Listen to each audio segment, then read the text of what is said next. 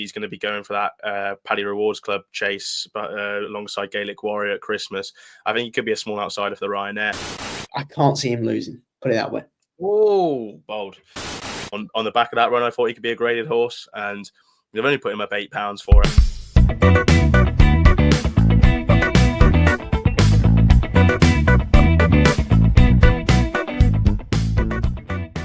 Hello and welcome back to the Only Fools Love Horses YouTube channel. We have Grade 1 action to look forward to this weekend as the Long Walk Hurdle takes centre stage from Ascot. There's also some very interesting races, and notably the Ladbrokes. Yes, the old Ladbrokes Handicap is back. Was the Betfair Exchange Handicap Hurdle, now sponsored by Ladbrokes, so the Ladbrokes is back. A very interesting race, as well as the Silver Cup Handicap chase, and a very interesting graduation chase. It's all going on at Ascot this weekend. It was all going on at Cheltenham last weekend. Me and Harry on today's video. Lee is working, so he's missing out, but we are going to be doing a big Christmas video next week of all three of us on, and hopefully some nice trainers as well coming on. Be a big video. Make sure to not miss that next week. Harry, we're at Cheltenham, as was Lee in the Tipstar final.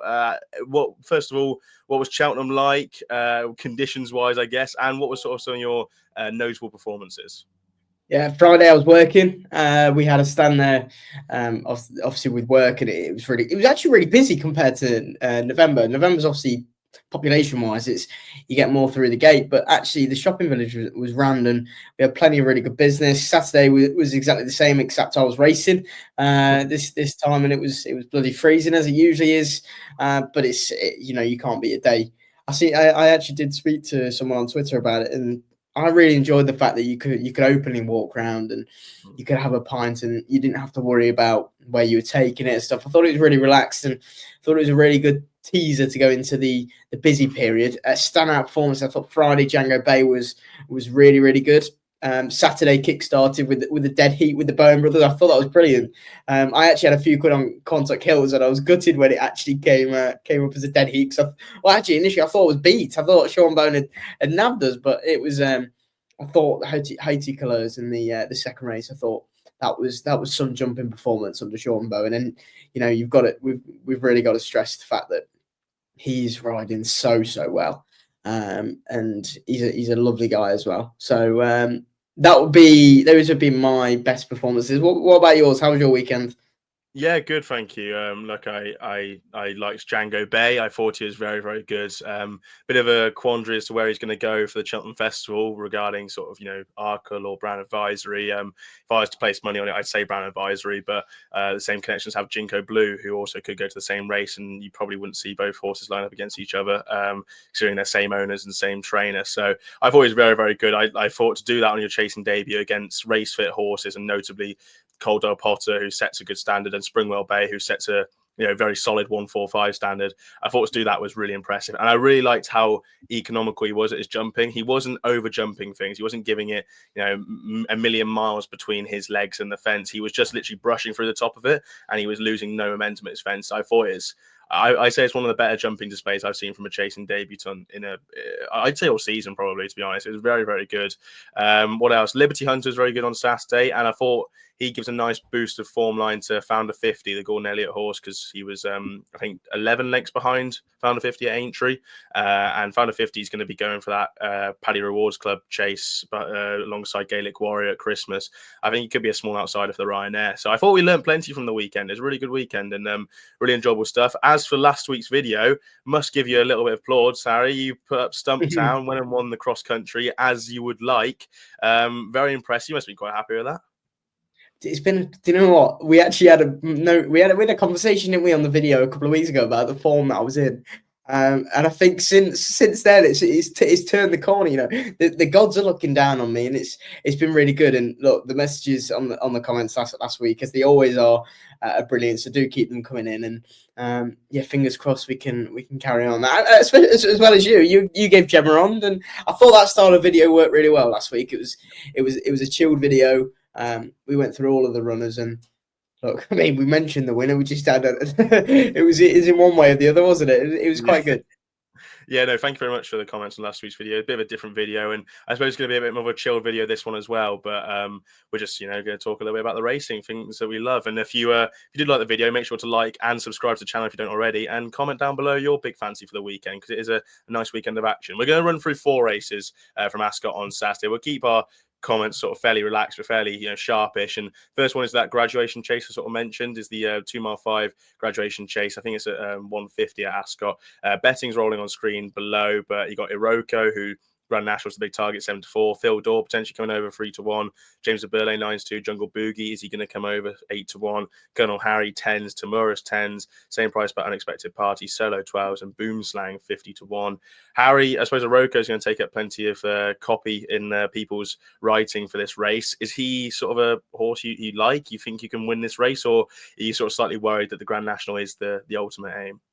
He certainly can win the race. There's no doubt in that. He's a very, very, very talented horse. The way he travelled through the race at Haydock last time on evil ground, it was taken. He just he got out battled by a Trelawn who loves the slog, and unfortunately, Iroko was the one that had to pay the price. Regarding a national, I mean, I'd have thought a national winner you'd have probably liked to have seen a national winner go on and battle and win away. That'd be my only taking. Now I'm looking at the entries here, and I'm thinking you've got the likes of Fildor who obviously won a match race when they were all Appreciated, Embassy Gardens, Nick Rocket, they were all taken out, weren't they? Because it was good ground at Turler's. I'll be siding with James de Burley. We gave him a good mention on the channel last week, thinking that he'd be going for the December Gold Cup. He didn't, and he comes here now. Obviously, you'd love to own him. I mean, Sam Minear and Isaac Swade, they've got a horse who doesn't win often. He's almost. I'm not going to compare him to Mr. Coffee because that's an insult, but he's won nearly 400,000 in prize money. He's obviously finished second at the Grand National meeting behind Arizona Cardinal when he was giving lumps of weight away. I think it was nearly a stone. He's obviously finished fourth in that very valuable Paddy Power Chase at Leopardstown over Christmas. I just think that this horse, this is his year. He's 8. I think that's a perfect age, as Johnny Denny would say, for a chaser. They're coming into their own. He's well off at the weights. He's rated £3 better off than Phil Daw, and he gets £3, so he's effectively £6 better off. I just think James de Burley Saturday could be the day. Nice. I like the amalgamation of that race there from your perspective. I've always had a soft spot for Phil Daw, to be honest with you, and I probably side with him just at this stage. Iroko, he's got a slight preference for soft grounds. A lot of his wins have come on soft ground. I know he won at Wetherby in a handicap hurdle on good ground, but a lot of his runs have been on those sort of slightly softer conditions. And he is a horse who ultimately came from France and is French bred.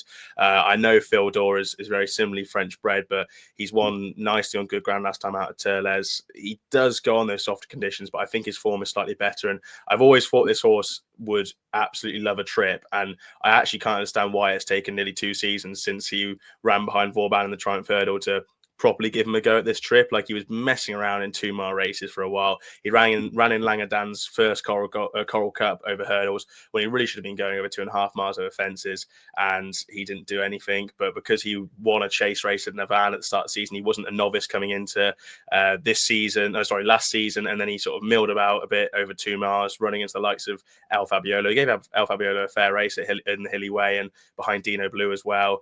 Then he went to the Ryanair for 95 day break. I think they just need to be a bit better campaigning with this horse, and he's now race fit. He's had 2 runs, one behind St. Sam, one where he won last time out at Turles. I think he's right to come over here, and if he does, I think he could take a bit of beating in this. I've always liked him, and I think he's always been a bit of a stayer in the making. So Iroko for me in the Graduation Chase.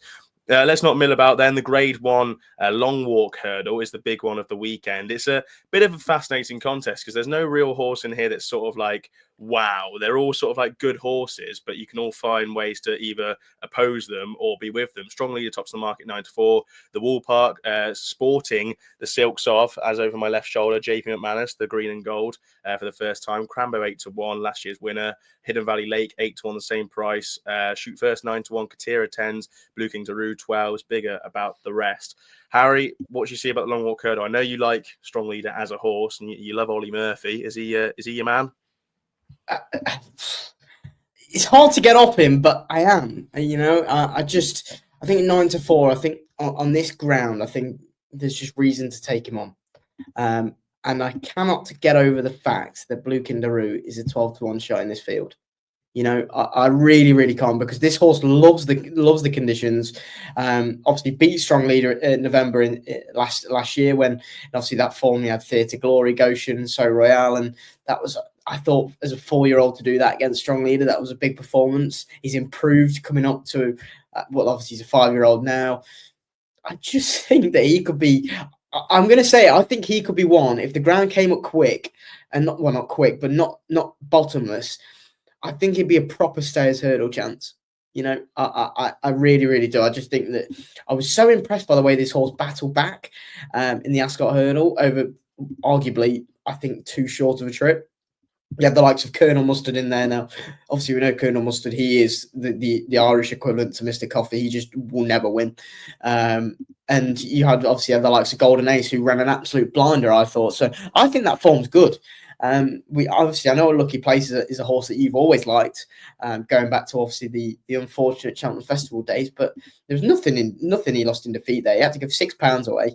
And I thought he ran really well. So Blue King Daru at 12-1, I think is a big old price. And Katira as well. She's another that I'll be having a few quid each way, just because she met Beacon Edge at Wetherby in the Bet365 hurdle, and that was on ground that Beacon Edge absolutely loves. You know, rattling quick ground. That is what Beacon Edge needs. He obviously then finished third behind Lossy Mouth and Tihupu in the Hatton's Grace. So those two are my angles in against. Don't get me wrong, it's a tidy enough field, but I'm happy with my bullets.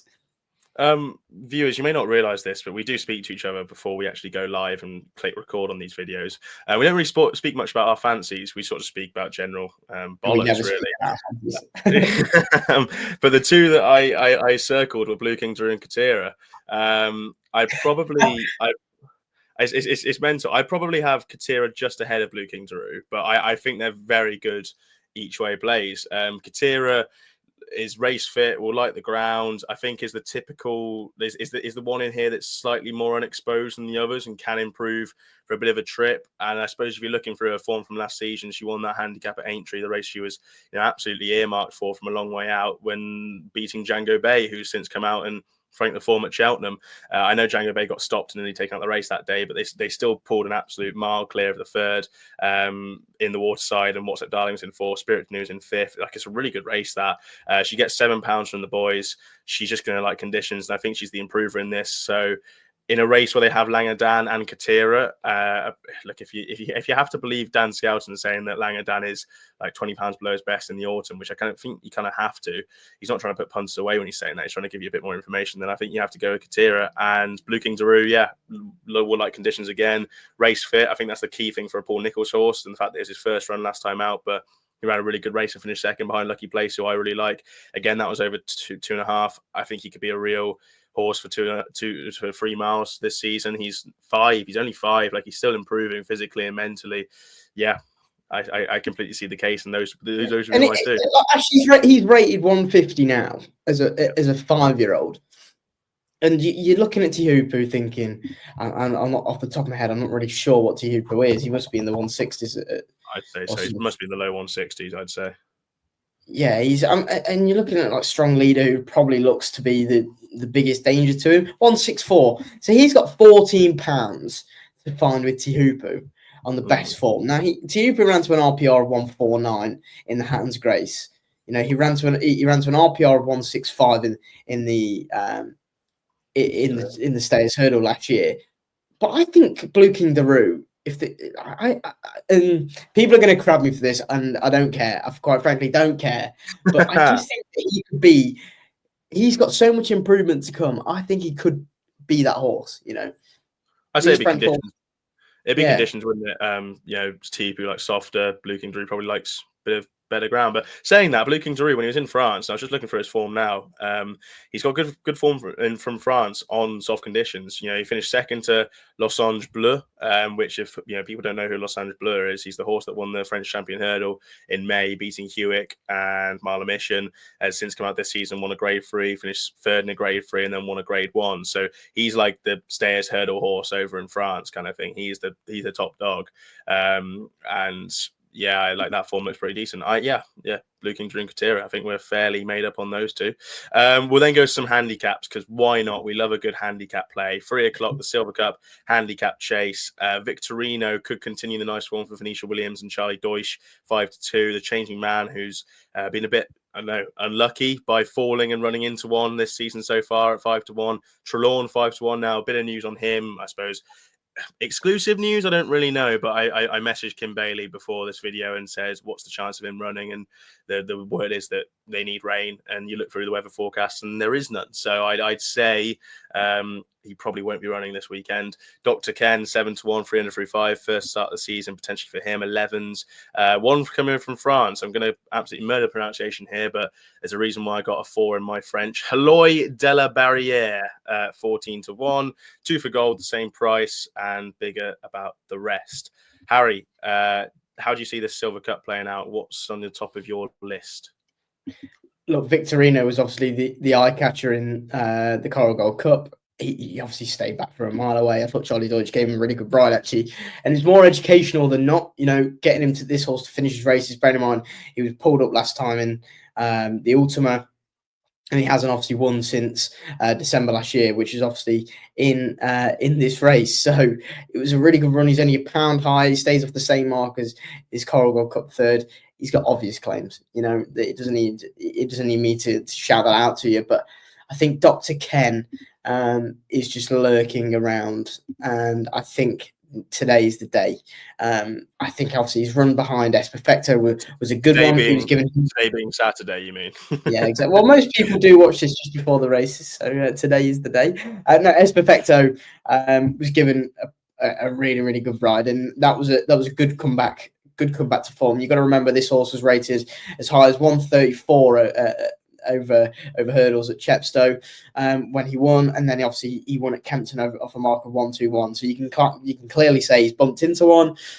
Looking down the field here, I think 300-5. He's going to have to carry top weight. He looks a little bit exposed. 2 for gold is he was one that I was going to give a good mention to, but the fact that he's 11 and the fact that he's not really got many pounds to play with, that wouldn't be my type of bet. And I just think Dr. Ken is lurking off a mark of 135. He gets weight all around. He's begging to win a race like this, and a reproduction of the Kempton run. And I can't see him losing. Put it that way. Oh, bold. Yeah, I agree with you to an extent in the fact that I think Victorino is a very creditable fav. Good seasonal reappearance. Obviously shown his liking towards Ascot and this race, shown his liking to good ground. I think he's very fair at the top of the market. I can't put anyone off him, but the 2 I found each way against him, and they're both the same price. No shocks for me mentioning Bow to Greatness, but he is in here. Bit of a no-show. He ran badly though, Ashton. He ran real bad at Newcastle. Yeah, bit of a no-show last time out in Newcastle. I don't know. I don't know what to tell you, but I think he's much better than that. He is good when winning at Newbury. Before that, that was in the second start of the season. He's finished 3rd off 133 in the Coral Trophy behind Forward Plan at Kempton last year. So he gets near off 133. I think he's better than that, and I just see him being the race fit horse when some of these, for example, 300-5, who might need the run, and he's shown his liking to good ground. He's also shown his liking to soft ground as well, but I think that could suit him nicely. And Phlegmatic was the other one. I just think he's quite well handicapped now. He's off a mark of 134. He's got form when he beat Chianti Classico at Kempton at the start of this year off 137, but Tristan Durrell claimed 3 that day, so that's down to 134 effectively. So he's effectively off the same mark as when he beat Chianti Classico at Kempton. He was also 3rd to Victorino in this race last year, again off 137, but he gets in here £3 lower, and he was staying on through the line that day. I think he's a very, big price at 20-1. I think he could outrun his odds. I could see him being a very obvious horse to fill the places, and if not, go on and win it. So a bit more of a chance he won with Bow to Greatness just on his well-being after Newcastle, but I think it was too bad to be true. I mean, they sent him all the way to Newcastle. Not going to do that if they thought he wasn't going to win, kind of thing. So they must have thought something to send the horse all the way up to Newcastle the last day. And yeah, I'd play them. Bow to Greatness and Phlegmatic, though, as we both said, really, Victorino is a very worthy fav, I think. Finally, for the races under the microscope, yes, it's the old Ladbrokes Handicap Hurdle. Good race, this, really good. Be Aware 4-1 was second in the Greatwood Hurdle. Dice like Enos, the same price, third in the Greatwood Hurdle. Cabral de Matan, 6-1, the unbeaten horse. Secret Squirrel, 7s. Favourite and Fortune, the Scottish Champion Hurdle winner, 10s. Salva, 10s. Steel Alley, the same price. Godante, 16s. Really, really good races, Harry. What horse is at the top of your list for this one? Yeah, quick mention on Cabral de Matan. Butchered his pronunciation, but I feel a little bit unlucky for him because if I'm right in thinking off the top of my head, Paul Nicholls wanted to get this horse out quickly, straight after he won at Kempton, because he wouldn't have gone up in the handicap. He needs the experience. But obviously, I've got a feeling there was a race that just wasn't a race for him, and then the race that they did have, I think it was an abandoned meeting. Now that could be completely wrong, but I know they obviously wanted to get this horse out.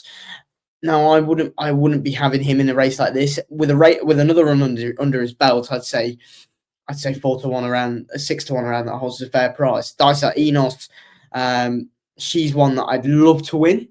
I really, really would love to see her go and win because, she ran so freely last time out in the Greatwood, and for her to finish third, I thought was a monster run. I really did think it was a really, really good run.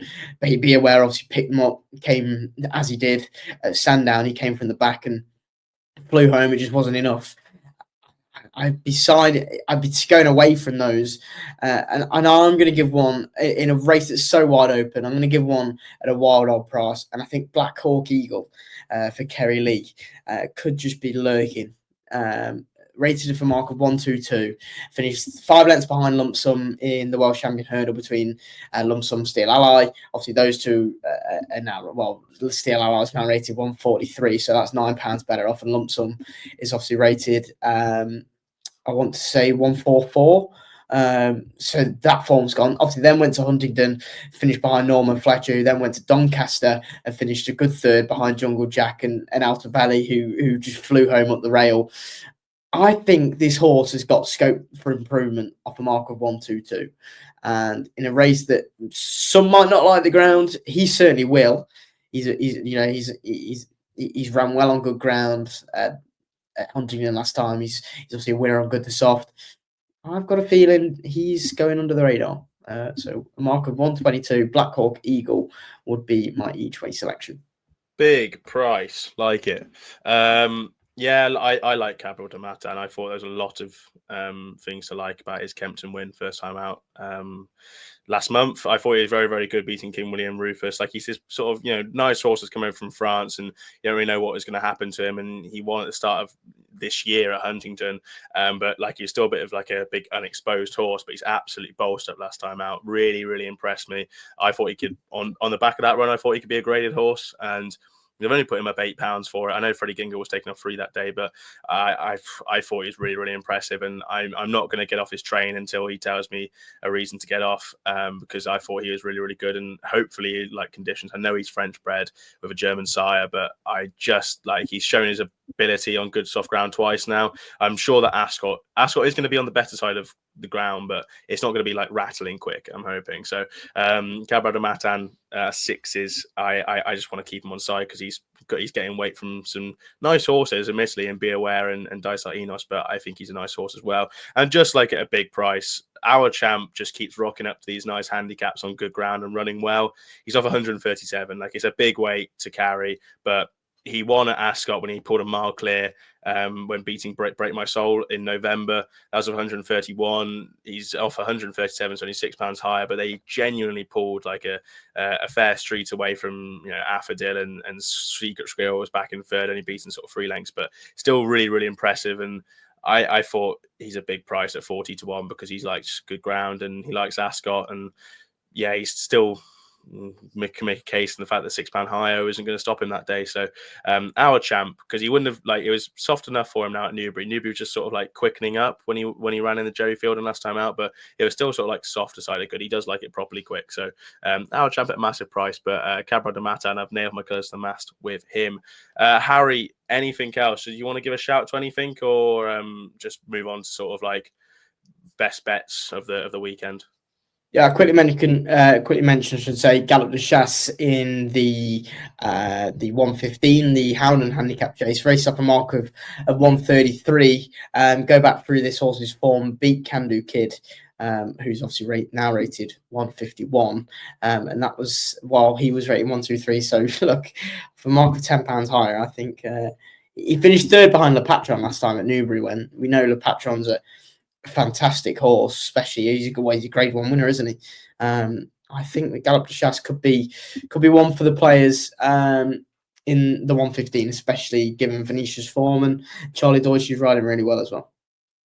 Lovely stuff. I don't have anything else, but all I'd say is found a 50 for the Ryanair, 14-1. Why not?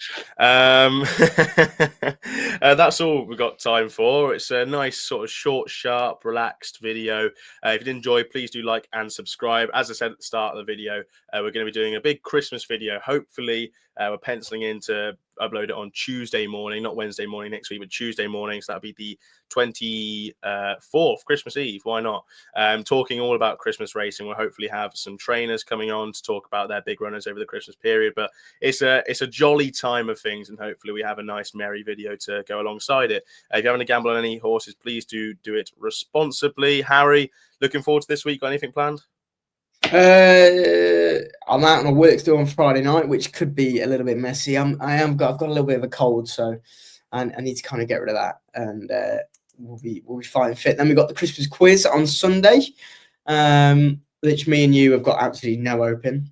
So I don't even know why we've entered, but no, it's for a good cause. Lee is hosting, and then we will be back next Tuesday, and then it's Christmas. But no one cares about Christmas Day, you know.